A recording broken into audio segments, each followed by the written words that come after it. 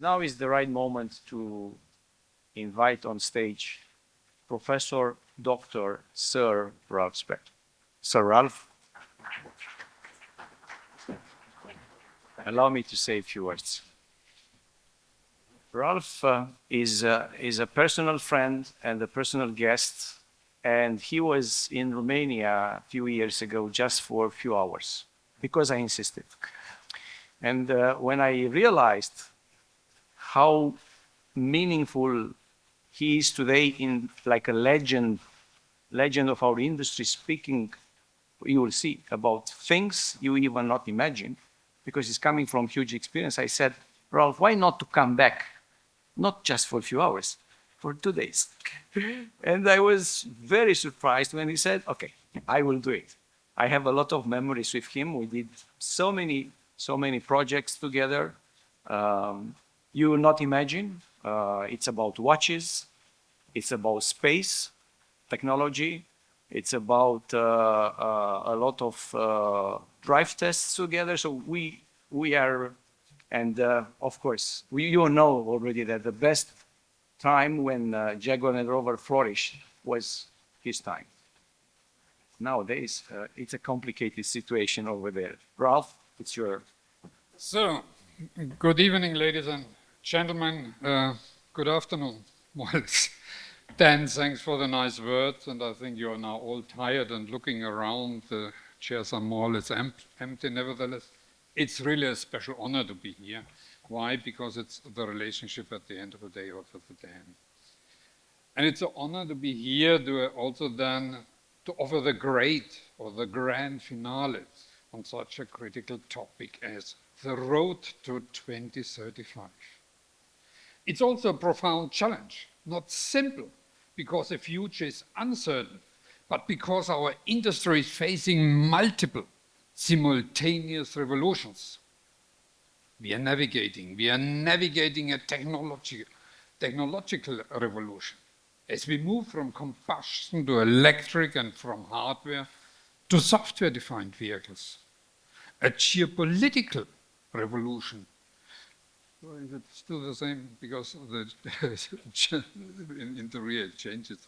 The geopolitical revolution with new global players, new markets and new supply chains, and the societal revolution with new expectations for sustainability, urban living, and own relationships with mobility. So you see already the road to 2035 is not a simple path. It is complex and it's a totally new map. So let us look at the map together. Yes, thanks a lot, I will do so. By the way, now we are in the smaller circle. Who knows Mr. 𝐿𝐼𝐵 𝑑𝐚𝐴𝐺𝑟? Yeah, who knows him? Here he is. No, why he is not here? No, that doesn't fit. Yeah. It's forward, but it's by far we are missing a lot of charts.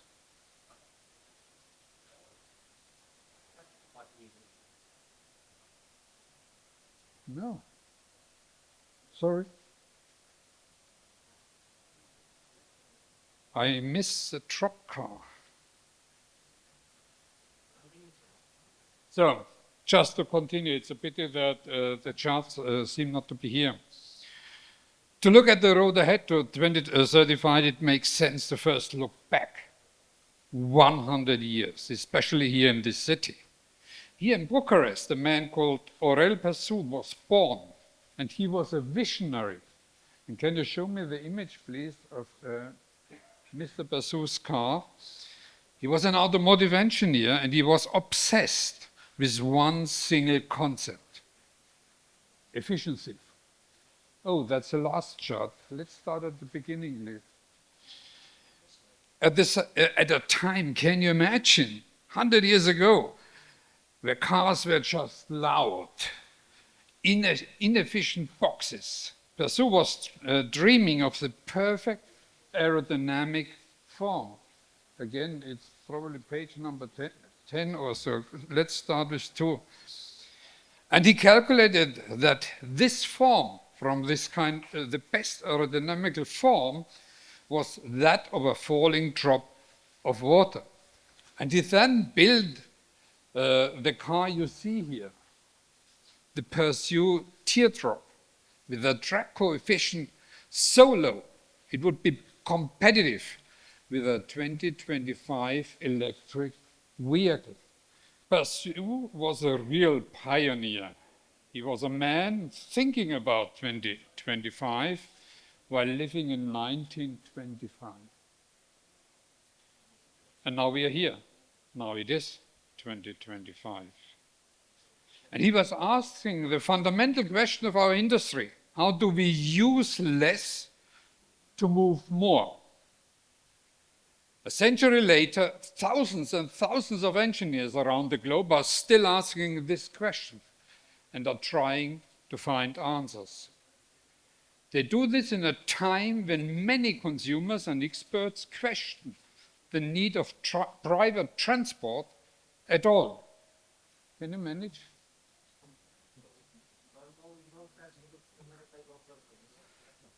Sorry, we don't have a connector. That's so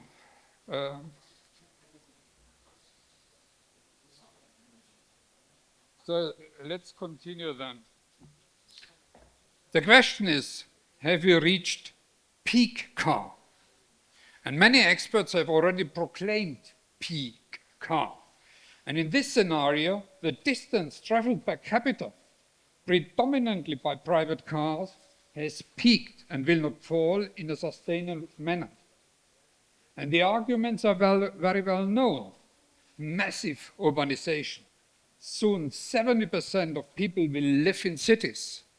And a shift in mindset. Younger generations raised in the sharing economy are redefining mobility. It's about access, no longer about ownership. And so global market grows, shifts, and it shifts east. While the global automotive market has now almost recovered from the COVID-related downturn. Just to give you a figure, in between 2018 and 2020, the global market for cars was reduced from nearly 100 million units to 74 million units. So a shift with more than 20%. And now from 2020 onwards, it more or less came back over the 90 million. But this growth is more or less in a different region. Europe, North Americas are stagnating. And the growth is happening elsewhere, in China, Southeast Asia, and South America. In these markets, personal mobility, whether it's a two-wheeler or a family car first, is still a very powerful, deeply held aspiration. This new global map defines our central challenge for 2035. We must find a way to meet this massive, growing aspirational demand, and we must do it in a way that is both sustainable and affordable. And ladies and gentlemen, private transport still dominates. But also in Europe, the big car debate, often held in Brussels or London, ignores the reality of most people. As an engineer, I look at the data, and the numbers speak a clear language. The reality is that private transport still dominates. The facts are, the private car dominates with 82% of passenger kilometers in the European Union. 82% are passenger kilometers. And the crucial factor is where. And 90% of these kilometers are driven outside of urban centers, on highways, in rural regions, in smaller cities.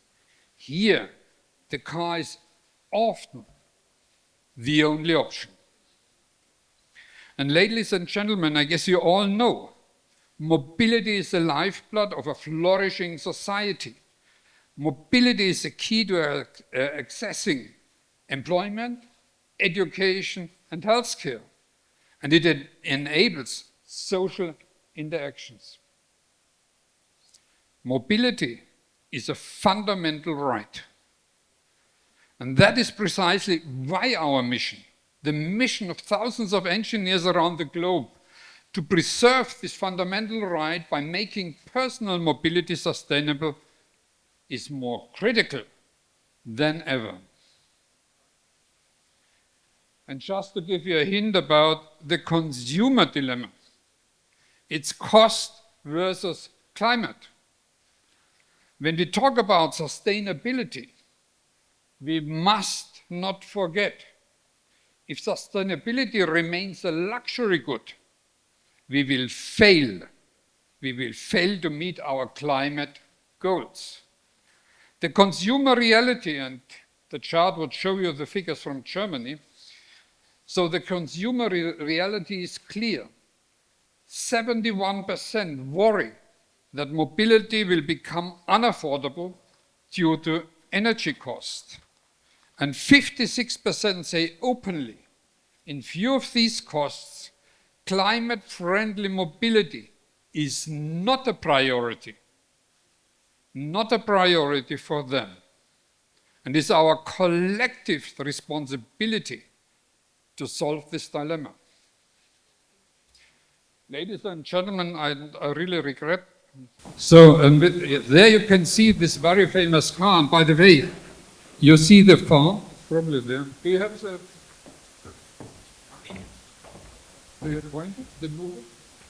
number?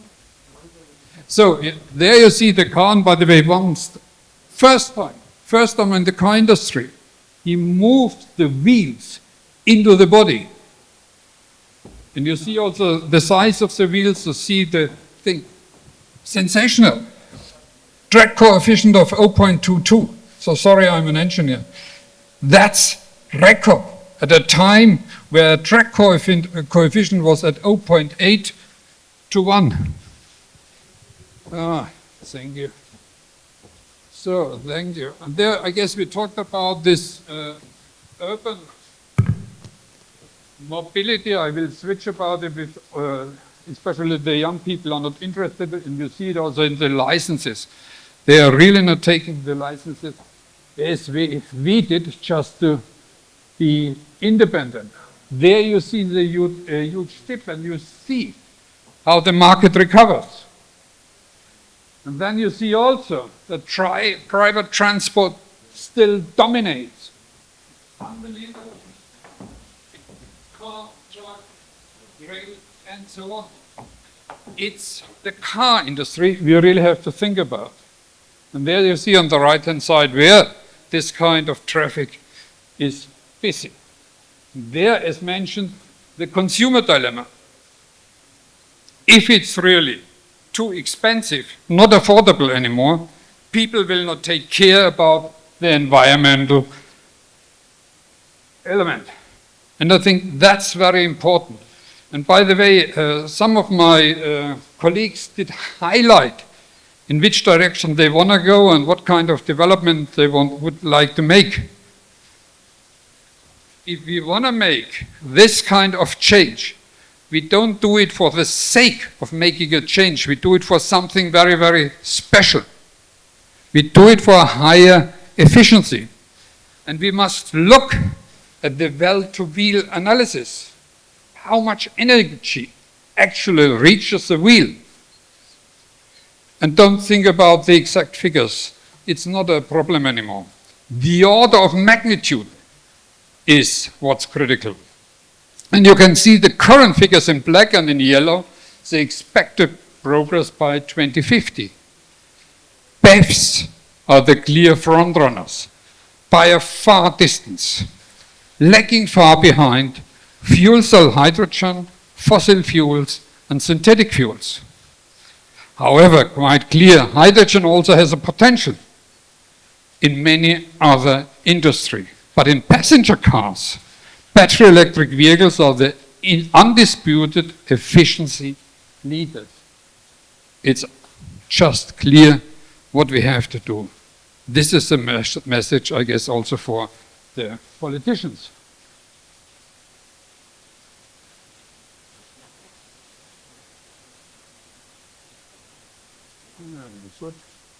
And they are just a drop in the ocean for niche sectors.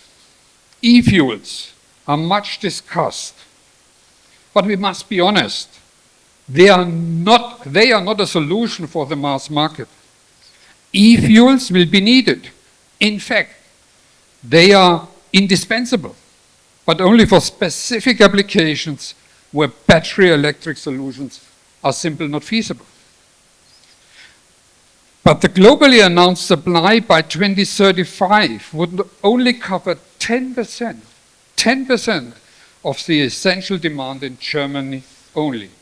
So for passenger cars, they are simply too expensive and too scarce. I wanted to show you this simple chart to manage expectations and avoid raising false hopes. China has created facts already, and the Chinese EV market entered phase 3 in 2021. The mainstream majority penetration has exploded from 14% to almost 50%.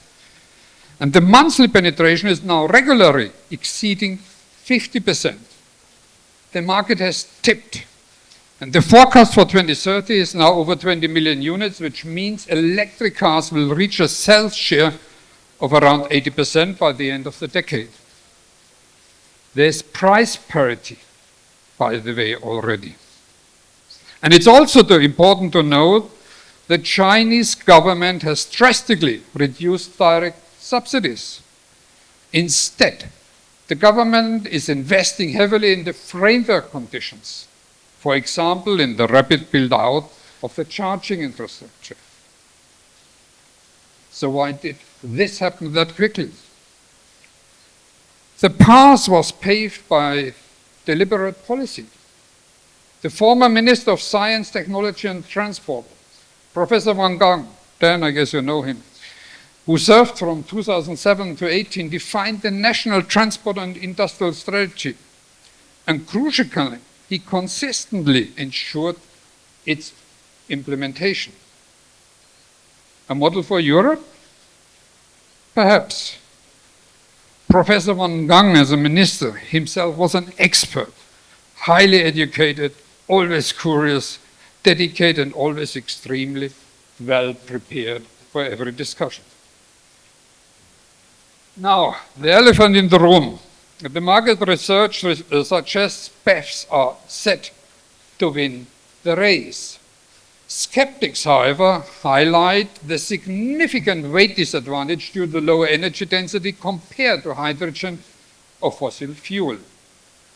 And just to put it in perspective, energetically, based on weight, achieving the same 490 kilowatt hours of energy is like replacing a 15-kilogram sheep with an elephant weighing over 3,000 kilograms. The weight challenge is being solved. Technology is not sleeping. As we see here, the specific energy density of battery cells is raising continuously. And new chemistries like LMFP and sodium-ion, as we heard already, are already in production. And all solid-state batteries are on the higher horizon. The weight problem is really shrinking. And the solid-state technology makes the 1,000-kilometer range reality. Earlier this year, FEV and Prologium Technologies presented a solid-state battery at the Consumer Electronics shows in Vegas. And this so-called large footprint lithium ceramic battery has an anode that consists of 100% silicium composite material, which offers a 10 times higher capacity density compared with the graphite anodes used today. Charging in just 8 minutes from 5 to 80%.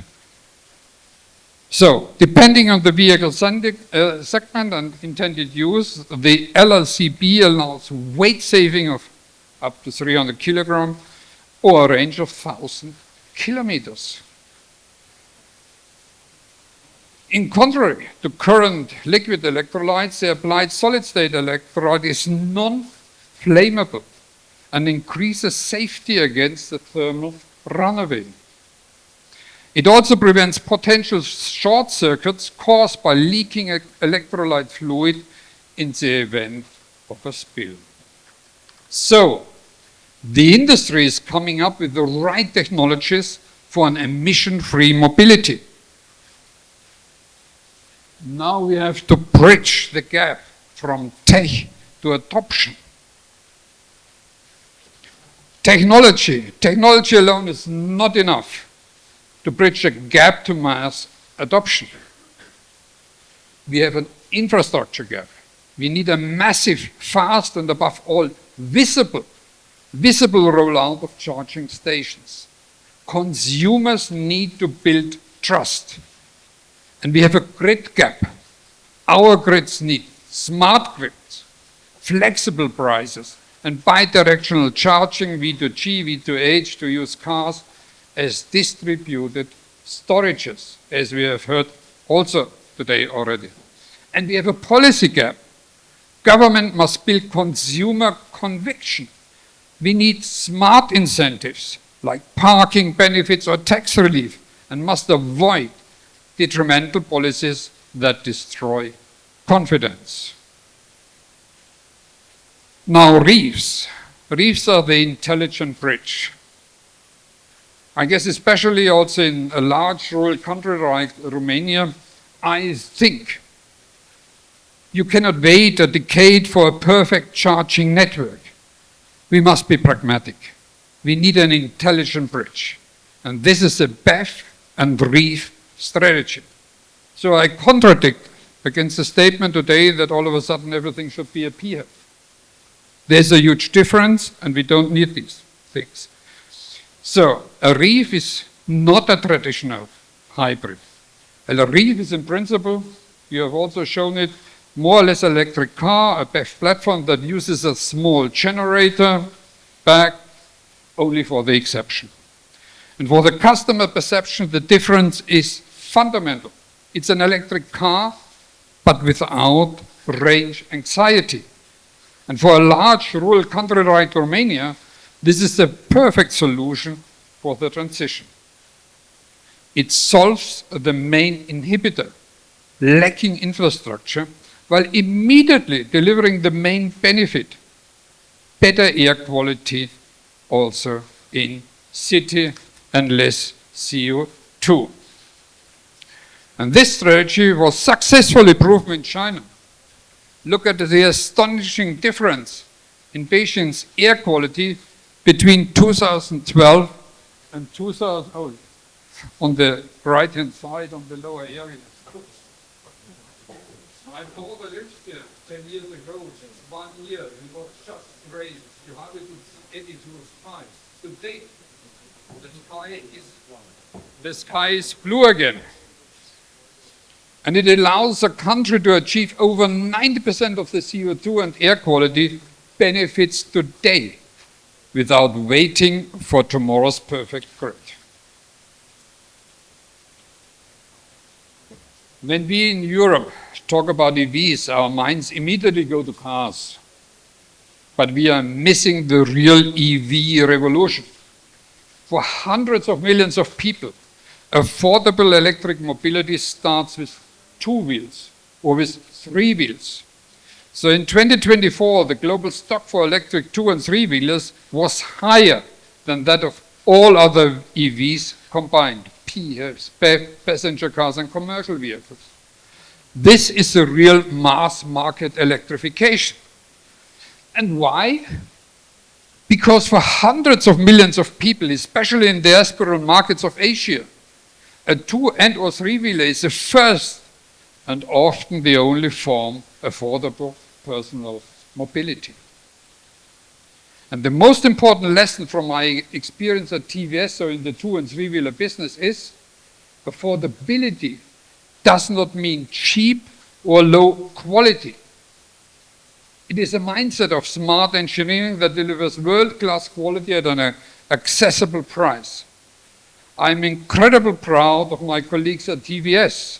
As you can see, last year they earned 7 out of 10 J.D. Power Awards for initial quality and appeal in India. Tell me any car company in the world achieving these kind of results. And that shows that high value and accessibility can and must go together. And this is the mindset that will win the global market on the road to 2035. Beyond the tailpipe, the zero waste imperative, electrification solves the emission problem and the energy density gains our impression. But despite all gains, we will still be dealing with a vast new stream of valuable, complex material. A typical drive battery with approximately 100 kilowatt hours of capacity contains 10 to 20 kilograms of lithium, 25 kilograms of manganese, 25 kilograms of cobalt, 25 kilograms of nickel, and around about 70 kilograms of graphite. And that is clearly material that must not be wasted. First and foremost for humanitarian and environmental reasons, of course. And this is precisely why new regulatory requirements like the EU's battery passport are rightly forcing the entire industry to embrace circularity. But it's not only just about compliance. It's a profound strategic and financial opportunity. It's about supply chain stability. Recycling decreases Europeans' dependency on raw materials. And with technological progress, this can become a very profitable business. And this is a chance to create and retain value in Europe, a fundamental advantage we never had with our dependency on fossil fuels.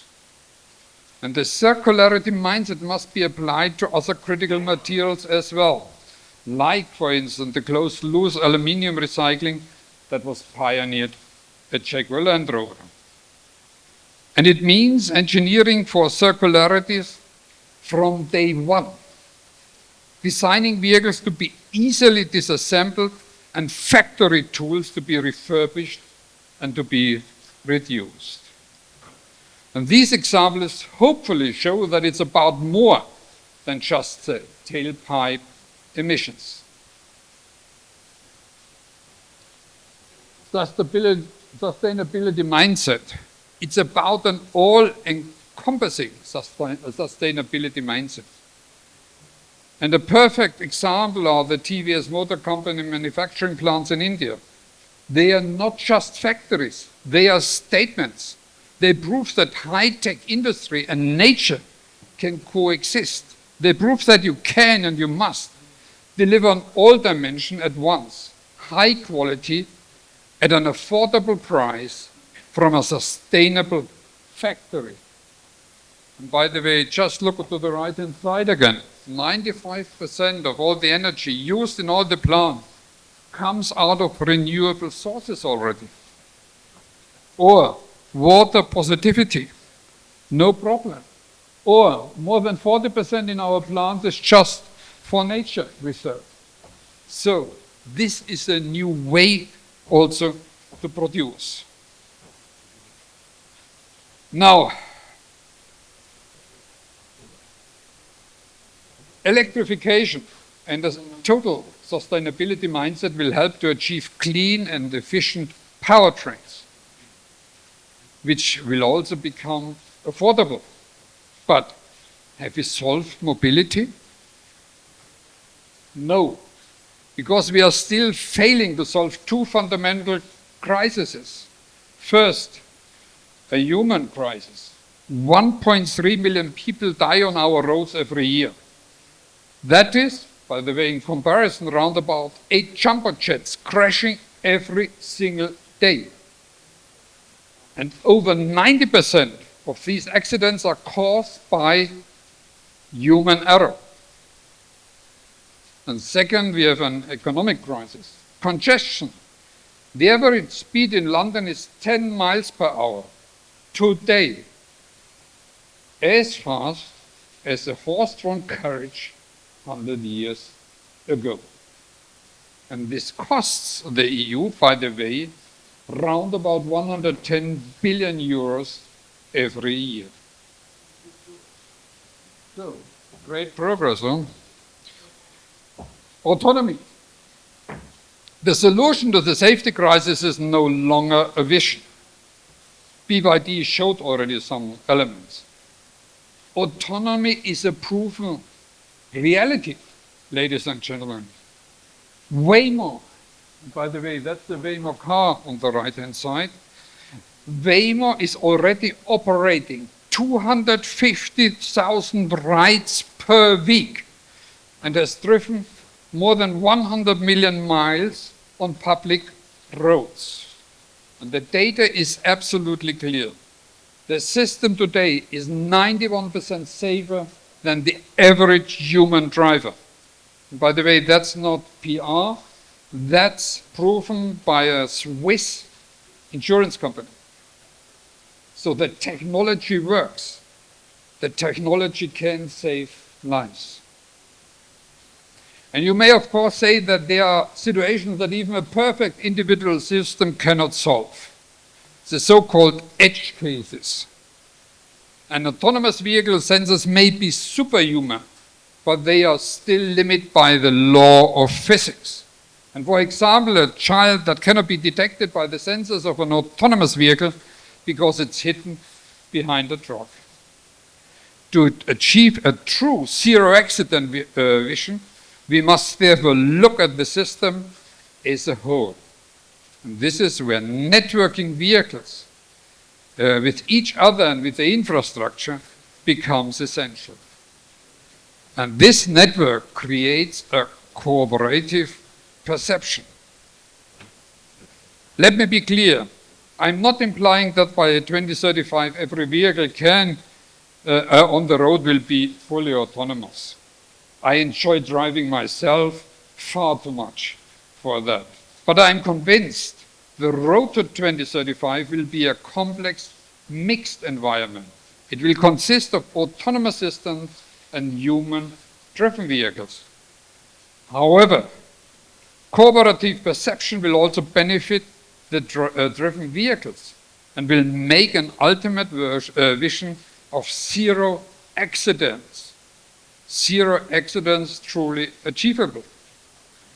But by the way, there are also negative elements, because at the end of the day you need any speed cameras anymore.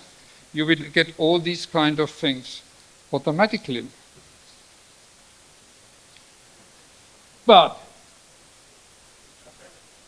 it will open up our cities again. The same network intelligence is a solution to our second crisis, congestion. Today, we try to fight congestion by closing cities for individual mobility. And this is killing also our high streets. And the autonomous revolution allows the opposite. We can open the cities again. How? By eliminating dumb infrastructure. Networked AVs don't need traffic lights or fixed lanes. They use dynamic routing. AVs eliminate the parking surge traffic, which currently causes up to 30% of the urban congestions. And one shared AV can replace up to 11 private vehicles. And we can convert the vast areas of parking into parks, housing, and vibrant public spaces. This is more than efficiency. It's a new human experience.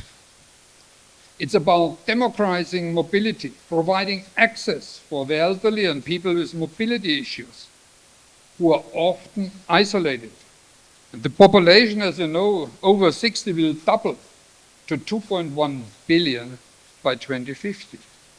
And so it's about revitalizing communities, flexible, on-demand transport for rural areas without having to build extensive, rigid infrastructure like rail lines.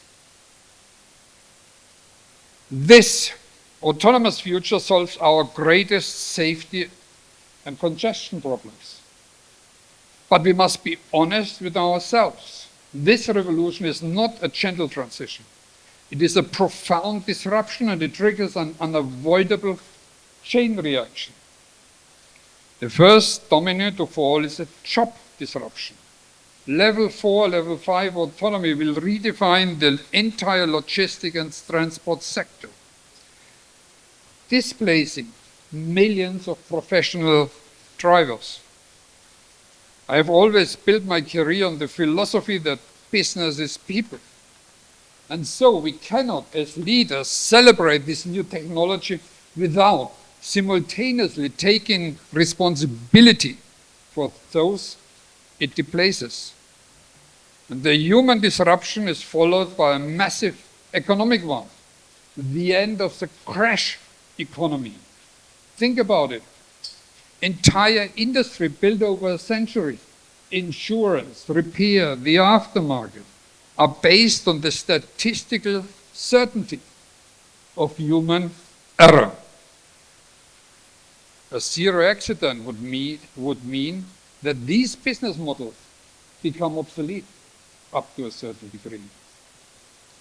So the OEM at the end of the day has to decide, are we poor hardware provider, a Foxconn for tech companies, or do they have the courage to become a systems orchestrator of this new mobility ecosystem? And to the political people in the room, this creates a social mandate. We have to think about it. We must start today to build a bridge for these drivers, a bridge for education, and we must invest heavily in retraining, transforming drivers into the remote operators and fleet managers that this new ecosystem will desperately need.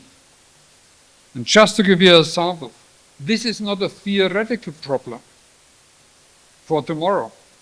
While we in Europe debate the disruption, US tech companies already implement the solutions. This is Waymo's partnership with the Bronx Community College. They are actively integrating autonomous system training into the curriculum to build the new workforce of tomorrow. And this commitment to retraining, to autonomy, and to sustainability is all part of a single holistic goal. The road to 2035. I call it, and I've called it now for years, Destination Zero. Ladies and gentlemen, this is our complete vision. This is the road to 2035. It's a holistic mission of zero emissions and zero waste, the sustainable foundation, and it's a human and economic mission of zero accidents and zero congestion, the autonomous transformation. Destination Zero. That's the vision. But to make this grand vision a reality, we again must be honest about where the battle will actually be won. And that brings us to a very crucial point. The race on the road to 2035 is not a race for hardware. It's a race for software, AI, and KI. And as a proud European, I must be honest, it's a new race. Europe is lagging behind. It's lagging behind drastically. And if you look at the leaders, they are not traditional car companies anymore. They are the Waymos, which is at the end of the day Google, or Baidu, or the BYD. They are software and AI companies first. 100 years ago, Aurel Persu was a hardware pioneer. Today, Romania is a recognized global software powerhouse. I guess you have more than 200,000 developers. So Romania can be part of the brain, can make it happen, not just the body. So really be in the lead for the future European mobility. So, ladies and gentlemen, I guess you all read these books about the Red Queen's race. There's a great task before us. We are all in a Red Queen's race. And just to quote, it takes all the running you can do to keep in the same place, or if you want to get somewhere else, you must run at least twice as fast as that.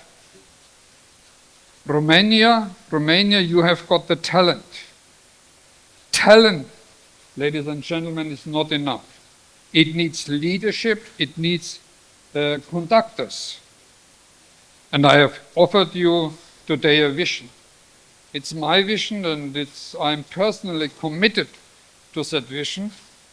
And we have to support, to bridge between policy, industry, and academia, between Europe, Asia, and US, and between today's hardware and tomorrow's software. And I can only invite you all to work together, to join forces, to make Destination Zero a reality. Thank you very much.